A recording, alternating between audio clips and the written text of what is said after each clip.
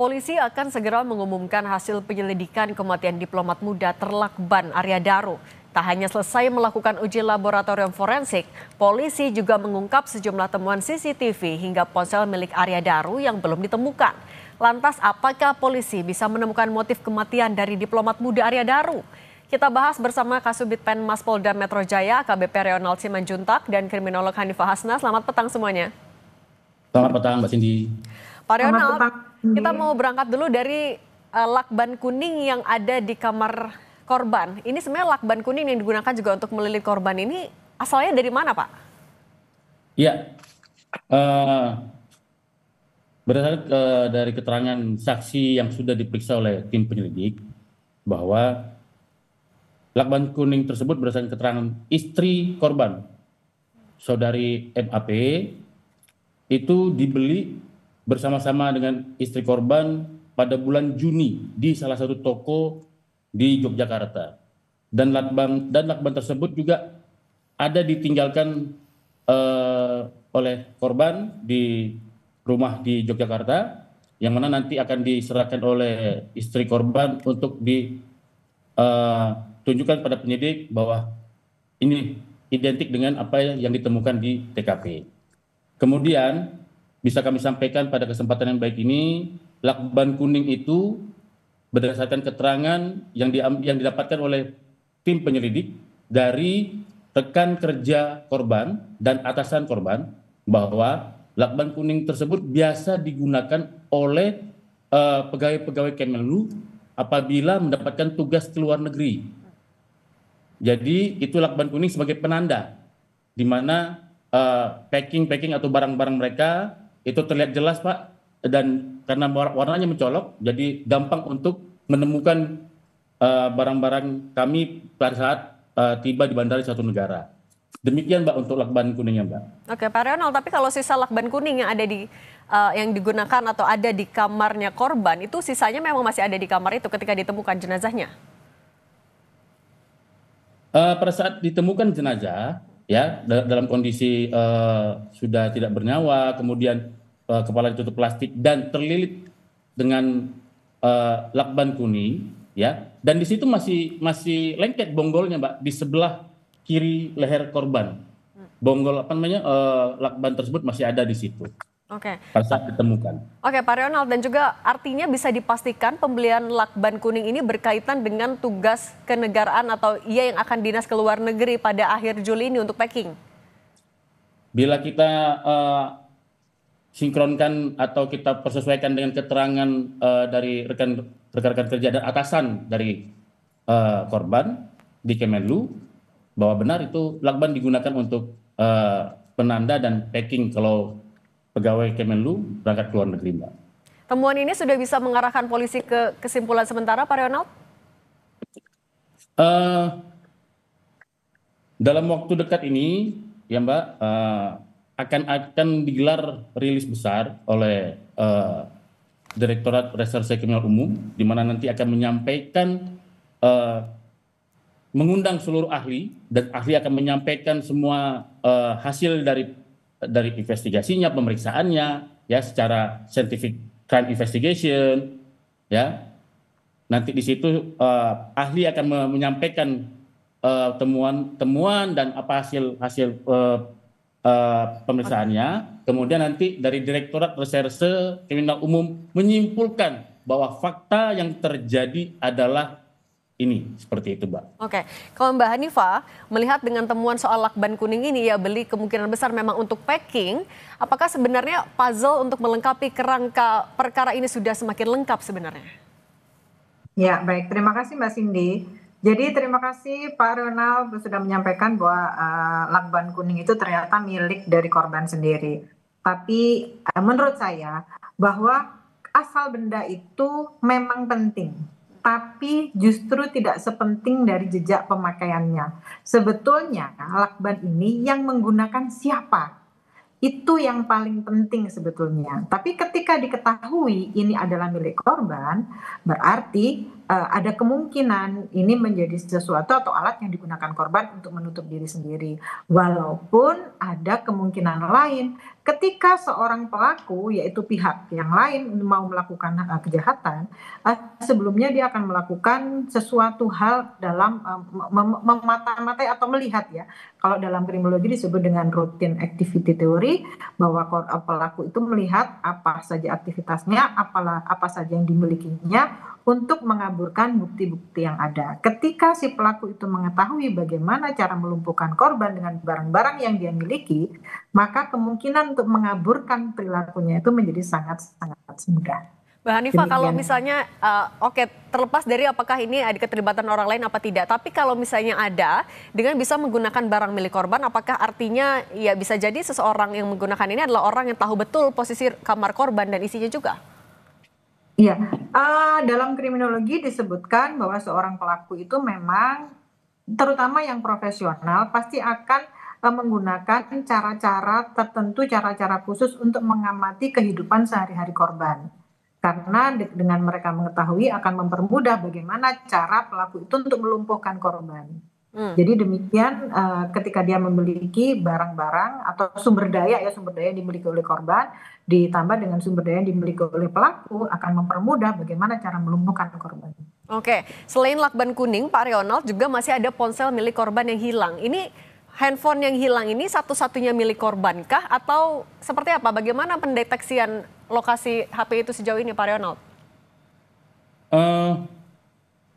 Memang benar, ada salah satu device yaitu handphone sampai sekarang belum ditemukan oleh penyelidik dan masih dalam pencarian. Namun ditemukan juga ada handphone lain dan ditemukan juga beberapa device laptop, ya. Dan kebetulan, ya, setelah diperiksa oleh penyidik, oleh tim laboratorium siber dari Direktorat Siber Polda Metro Jaya, bahwa WA yang ada di handphone korban dan yang ada di laptop itu connect, Mbak. Jadi itu agak sedikit membuka dan mempermudah penyelidik untuk melakukan penyelidikan. Nanti akan pada saat rilis akan disampaikan oleh penyelidik, Mbak. Tapi ponsel yang masih hilang ini yang biasanya digunakan untuk pekerjaan atau untuk komunikasi dengan keluarga, Pak? Ya, ini handphone yang biasa digunakan untuk komunikasi kepada keluarga, teman, dan handetolan. Oke. Kalau dari Mbak Hanifah, dengan adanya korban tidak bisa dihubungi sebelum akhirnya ditemukan sudah meninggal dunia. Kemudian juga ada ponsel yang masih hilang atau belum ketemu hingga saat ini. Kalau melihat rangkaian perilaku ini adalah sesuatu yang memang disengaja atau justru ada keterlibatan pihak lain yang memang sengaja agar tidak bisa dihubungi? Oke, baik. Sebetulnya ponsel hilang itu adalah bukti digital utama ya Mbak ya, karena di situ ada beberapa mungkin ya tercatat jejak korban itu berdialog dengan siapa gitu ya. Walaupun tadi dari Bapak Ronald menyampaikan terkoneksi, tapi karena ada beberapa handphone kita tidak mengetahui yang digunakan oleh korban itu handphone untuk apa. Jadi kalau menurut saya ketika ini hilang tidak ada jejak, berarti ada pihak-pihak yang lain yang mungkin menghilangkan itu gitu ya. Karena dari sinilah sebetulnya kita bisa membuka sebetulnya dia sedang ngobrolin apa, membicarakan apa. Nah, lalu di device yang lain kita kan sebetulnya bisa mengetahui sebetulnya korban itu mengirim email apa, menerima email apa, apakah mendapat tekanan atau tidak. Nah, ini dari sini bisa kita temukan. Tapi kalau memang tidak ada, berarti handphone yang hilang itu ada kemungkinan menjadi kunci dari informasi sebelum korban meninggal. Kalau Pak Ronald, kalau misalnya melihat juga dari hasil uji lapor yang sudah keluar dan sudah dikantongi polisi, sudah bisa disimpulkankah ada atau tidaknya unsur pidana dalam kasus ini?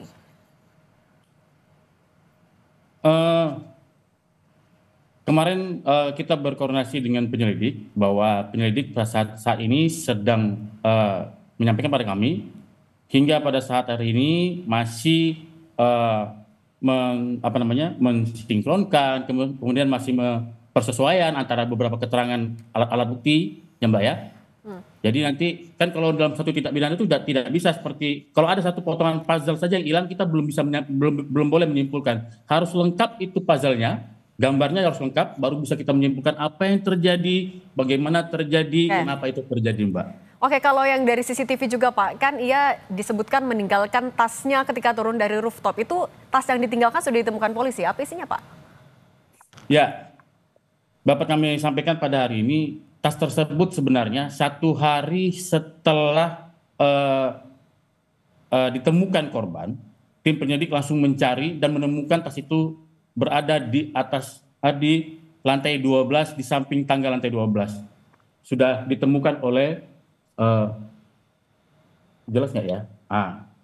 Oleh penyelidik. Dan isinya sudah dianalisa, nanti akan disampaikan pada saat rilis, ya Mbak. Nanti akan disampaikan fakta-fakta yang apa yang terjadi pada. Tapi artinya tas itu berpindah tempat ya Pak? Oh tidak Mbak, tidak. Tas itu tetap di situ, sesuai dengan CCTV yang kita temukan, apa yang kita analisa, yang dianalisa oleh penyelidik. Oke, Pak Ronald, boleh ditunjukkan kembali Pak foto tas tadi ke layar agar bisa dilihat lagi Pak? Ya, karena banyak sekali menanyakan bahwa menyampaikan bahwa tasnya belum ditemukan. 1 hari setelah korban ditemukan, tas tersebut kok kabur agak ya? buram. Oke, segitu Pak. Silakan lanjut Pak. Tas milik korban langsung ditemukan oleh penyelidik di lantai 12 di samping tangga darurat untuk naik rooftop. Tapi kalau di lantai 12 itu lantai apa Pak sebenarnya? Jadi lift cuma bisa sampai lantai 12 Mbak. Jadi kalau ke rooftop itu dia pakai tangga darurat naik ke atas. Oke, berarti lantai 12 itu akses menuju rooftop ya?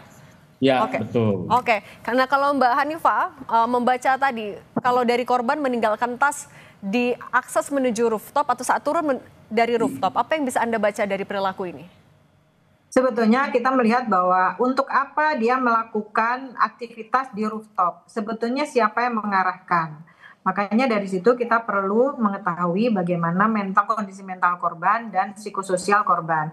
Apakah memang dia mendapatkan tekanan, apakah ada pihak lain yang mengarahkan korban itu ke atas gitu. Kemudian apa isinya tadi, kebetulan Bapak tadi tidak menjelaskan isinya apa saja yang di lantai 12 itu gitu ya, kenapa harus ditinggalkan gitu. Apakah memang si pelaku itu memang sudah menggiring korban untuk membuat alibi baru dengan sudah mempersiapkan dari titik mana dia sudah tersorot oleh CCTV. Sehingga ini juga digunakan oleh pelaku untuk mengaburkan bagaimana cara si korban ini kehilangan nyawanya.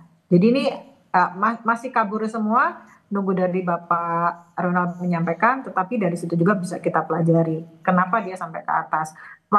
Karena kan kondisi seperti ini, rooftop itu tempat untuk apa? Apakah dia mau melompat, ataukah dia berjanji dengan siapa, atau jadi ketemu dengan siapa, atau untuk melakukan menenangkan diri. Tapi untuk menenangkan diri untuk apa? Sehingga sebetulnya yang bisa menjelaskan adalah hasil dari handphone yang hilang itu. Nah Pak Ronald, tadi isi dari tasnya apa saja Pak? Oh, saya tidak bisa menyampaikan secara rinci ya Mbak, tapi saya kasih tahu salah satunya adalah bahwa penyelidik menemukan adanya rekam medis korban, ya rekam medis korban di salah satu rumah sakit umum di Jakarta tertanggal 9 Juni 2025. Ya. Saya tidak bisa menyampaikan apa isinya, tapi intinya ditemukan rekam medis milik korban, ya, di mana di situ ya, Pak? Berbunyi tentang rawat jalan dari penyakit yang dialami oleh korban pada masa saat dia masih hidup. Oke, kapan Pak polisi akan mengumumkan lebih lengkap soal kasus ini? Hari Senin semua ahli akan dipanggil oleh penyelidik untuk didudukkan lagi pada penyelidik dengan seluruh ahli. Kemudian di situ nanti akan dari Direktorat Reserse Kriminal Umum akan menyimpulkan faktanya apa sebenarnya yang terjadi dari seluruh alat bukti yang sudah didapatkan. Oke. Senin 28 Juli di Polda Metro Jaya berarti ya Pak? Iya Mbak. Oke. Ya. Baik. Kalau tidak ada perubahan tidak ada perubahan jadwal dan Oke. Tidak ada kendala lainnya.